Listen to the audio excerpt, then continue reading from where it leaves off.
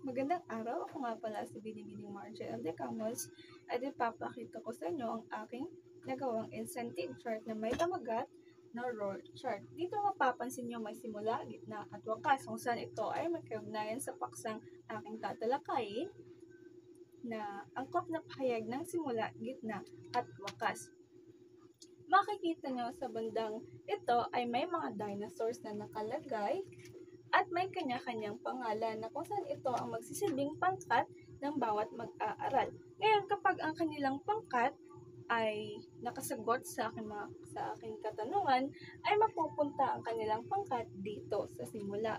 Dito sa simula ay may tatatlong itlog na nangangahulugan. Ang isang itlog ay may katumbas na 5 puntos. Kapag sila ay nakasagot sa aking katanungan, ay makukuha nila ang mga itlog na ito. Kapag nakuha na nila ang lahat ng itlog na nasa simula, ay makakapunta sila dito sa gitna. Dito naman sa gitna ay may mga itlog rin na may bitak-bitak na kung sa ito ay 4 na itlog na ang isang itlog ay may 10 puntos. Kapag sila muli ay nakasagot sa aking mga katanungan, ay makukuha nila ang itlog na ito. Kapag tapos na silang kunin lahat ng itlog na ito, ang kanilang pangkat ay makakapunta dito sa wakas. Dito sa wakas ay mapapansin nyo may 3 dinosaurs na nakalabas na sa itlog, na kung saan ang isang dinosaurs na ito ay nangangahulugang 15 puntos.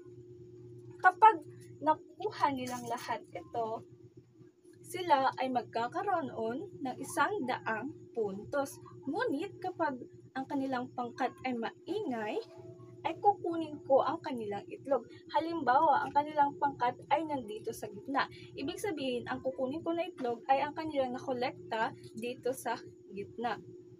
Yan lamang po. Maraming salamat.